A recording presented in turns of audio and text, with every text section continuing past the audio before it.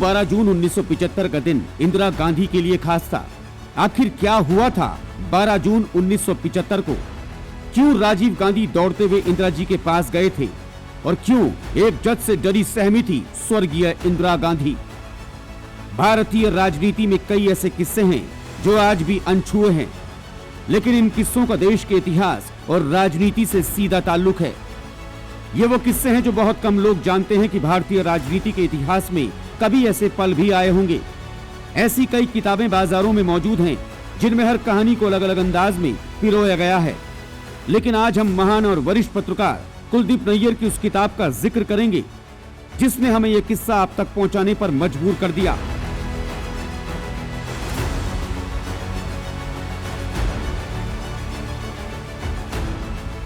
तो आंखें और कान खोल कर बैठिए, देखिए और सुनिए किस्से इमरजेंसी के अंदर की बात के। ये दौर था 1975 का। कुलदीप नैयर की किताब के मुताबिक प्रधानमंत्री आवास के एक तंग कमरे में 2 टेलीप्रॉम्प्टर खड़खड़ा रहे थे। खड़खड़ाहट के साथ वो लगातार शब्द उगलते चले जा रहे थे। सुबह की सुस्त कर देने वाली घड़ी में पीटीआई और यूएनआई की नाइट कॉपी थी जिसे अंतिम रूप दिया जा रहा था। आमतौर पर इन मशीनों पर किसी की नजर उतरी नहीं जाती थी, कम से कम इतनी सुबह तो कभी नहीं। मगर 12 जून 1975 को श्रीमती इंदिरा गांधी के सबसे वरिष्ठ निजी सचिव नेबुलने कृष्ण अय्यर शेषन वराहट के साथ एक मशीन से दूसरी मशीन की ओर भाग रहे थे।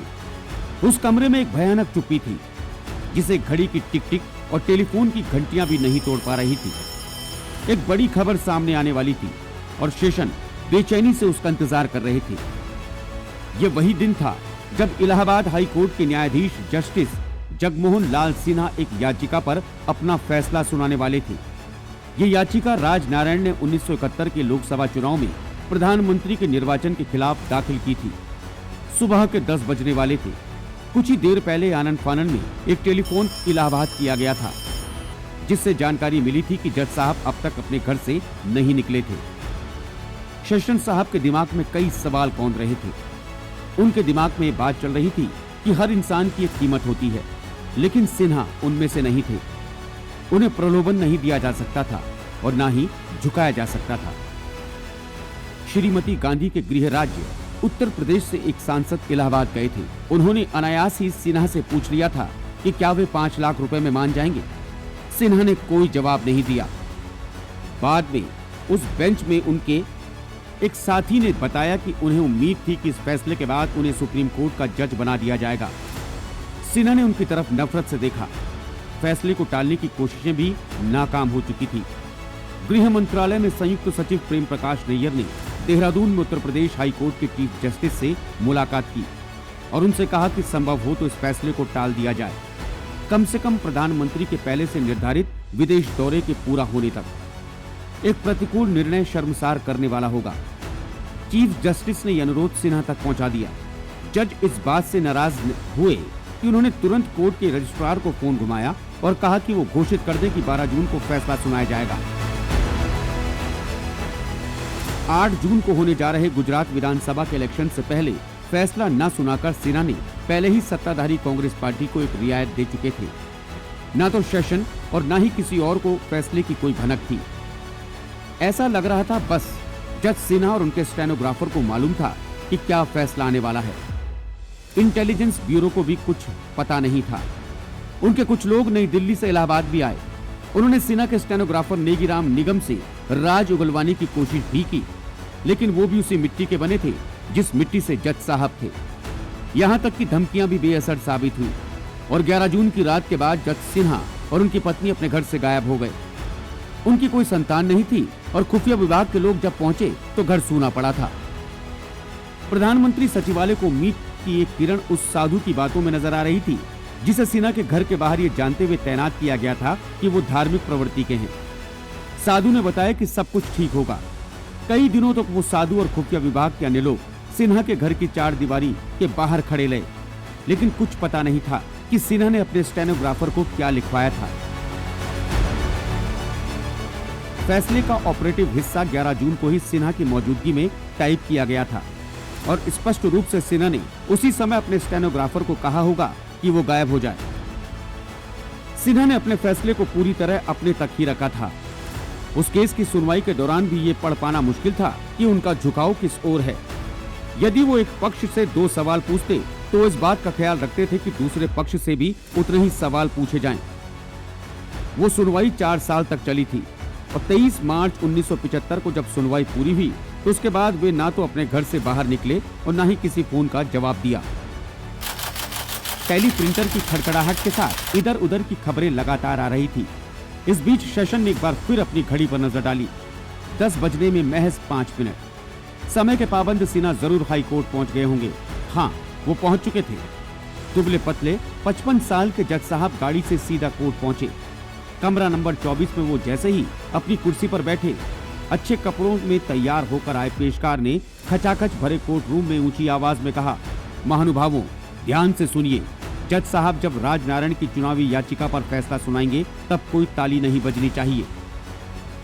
अपने सामने 258 पेज के फैसले के साथ मौजूद सिन्हा ने कहा कि मैं इस केस से जुड़े विभिन्न पहलुओं पर केवल अपने निष्कर्षों को पढ़ूंगा।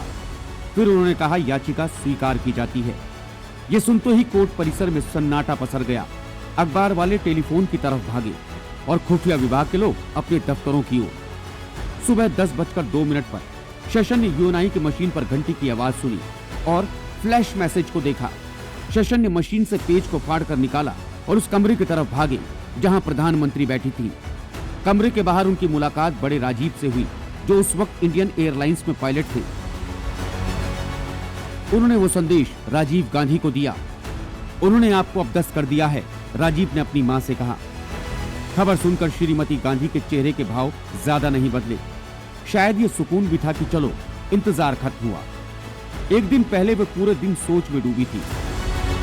इस परेशानी को एक और दुखद समाचार ने बढ़ा दिया था। करीबी मित्र दुर्गा प्रसाद धर, जो पहले कैबिनेट मंत्री थे, फिर मॉस्को में भारत के राजदूत बने, उनका निधन हो चुका था। लेकिन उस सुबह वो कुछ अधिक प्रसन्न दिख रही थी। एक और फ्लैश आया कि उन्हें 6 वर्षों के लिए किसी निर्वाचित पद पर बने रहने से भी वंचित कर दिया गया है। इसने उन्हें झकझोर दिया था और ऐसा लगा मानो वो अपनी भावनाओं को छिपाने का प्रयास कर रही हूँ। सुस्त कदमों से वो बैठक वाले कमरे तक पहुंची। सिन्हा ने उन्हें उस चुनाव में 2 भ्रष्ट आचरणों का दोषी ठहराया था। पहला दोष ये कि उन्होंने प्रधानमंत्री सचिवालय में officer on special duty Yashpal Kapoor का इस्तेमाल चुनाव में अपनी संभावनाओं को बेहतर बनाने के लिए किया। एक सरकारी अधिकारी होने के नाते उनका इस तरीके से इस्तेमाल नहीं होना चाहिए था। सिन्हा ने कहा कि भले ही कपूर ने श्रीमती गांधी के लिए चुनाव प्रचार 7 जनवरी को शुरू किया और अपना इस्तीफा 13 जनवरी को दिया, लेकिन वो सरकारी सेवा में 25 जनवरी तक बने हुए थे। जज के अनुसार श्रीमती गांधी ने उसी दिन अपने आप को एक उम्मीदवार मान लिया था, जब 29 दिसंबर 1970 को उन्होंने नई दिल्ली में एक प्रेस कॉन्फ्रेंस को संबोधित किया था और चुनाव में उतरने की घोषणा कर दी थी। दूसरी अनियमितता यह थी कि श्रीमती गांधी ने जिन मंचों से चुनावी रैलियों को संबोधित किया था, उन्हें बनाने के लिए यूपी के अधिकारियों की मदद दी थी। उन अधिकारियों ने ही लाउड स्पीकरों और उनके लिए बिजली का बंदोबस्त किया था। राजनारायण 1 लाख से अधिक वोटों के अंतर से हार गए थे। वास्तव में ये अनियमितताएं वैसी नहीं थी जिनसे हार जीत का फैसला हुआ हो। ये आरोप एक प्रधानमंत्री को अपदस्थ करने के लिए बेहद मामूली थे। ये वैसा ही था जैसे प्रधानमंत्री को ट्रैफिक नियम तोड़ने के लिए अपदस्थ कर दिया जाए। लेकिन कानून तो कानून था और ये पूरी तरह स्पष्ट था कि चुनाव में किसी सरकारी सेवक से अपनी संभावनाओं को बेहतर बनाने के लिए किसी भी प्रकार की मदद को भ्रष्ट आचरण माना जाता था। अपने फैसले में सिन्हा ने भी कहा कि उनके पास कोई रास्ता नहीं बचा। प्रधानमंत्री के लिए कोई विशेष प्रावधान नहीं था और वो इससे अलग कोई फैसला सुना नहीं सकते थे। यहाँ तक कि इस कानून के उल्लंघन की सजा भी निश्चित थी और जज के पास अपनी मर्जी चलाने की कोई गुंजाइश नहीं थी। प्रधानमंत्री के चेहरे का रंग उतरा दिखा, लेकिन वो शांत थी। वो जानती थी कि उनके पास इस्तीफा देने के अलावा कोई रास्ता नहीं बचा। लेकिन तभी एक समाचार आया जिसमें 20 दिन के स्टे का फैसला आया, लेकिन ये फैसला किस्मत से ही आया था। सिन्हा स्टे की याचिका को लगभग खारिज कर चुके थे। वो बस इस बात से नाराज थे कि एक दिन पहले खुफिया विभाग के लोगों ने उनके स्टेनोग्राफर को बहुत परेशान किया था। लेकिन श्रीमती गांधी के वकील वीएन खरे ने, जिन्हें फैसले से महज 12 घंटे पहले एक विमान से श्रीनगर से इलाहाबाद लाया गया था, ने सिन्हा से कहा कि पुलिस ने जो कुछ किया उसमें उनके मुवक्किल का कोई दोष नहीं है। सिन्हा ने उनकी सफाई को स्वीकार कर लिया। इंदिरा जी को भले ही कुछ समय की मोहलत मिल चुकी थी, लेकिन उनके आगे अब कई सवाल थे कि उन्हें पद पर बने रहना था या फिर वो खुद अपनी मर्जी से अपने पद से इस्तीफा दे दें, ताकि आने वाले चुनाव में वो अपने विरोधियों को कड़ा जवाब दे सके। ऐसे कई किस्से हैं जो हम आप तक लाते रहेंगे। ये किस्सा आपको कैसा लगा हमें जरूर बताएं। इससे आगे की कहानी आप देखें इंदिरा पार्ट 2 में। तब तक आप देखते रहिए और बने रहिए क्राइम पेट्रोल के साथ।